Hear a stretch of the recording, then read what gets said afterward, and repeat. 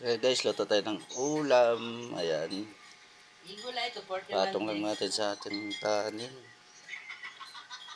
Habang nagpapain-in. Ayan, 3 pirasong itlog guys. Dito. Ano ito, Ayan. magkulog? Tapos lagyan natin ng asin. Ayan ang ulam natin guys. 16.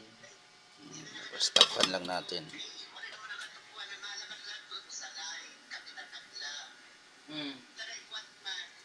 So, antayin lang natin maluto guys. Ayan, itlog sa almusal. Hindi rin makakahaluan. Sarap yan, hapok lang guys. Ayan, cooking pa siya.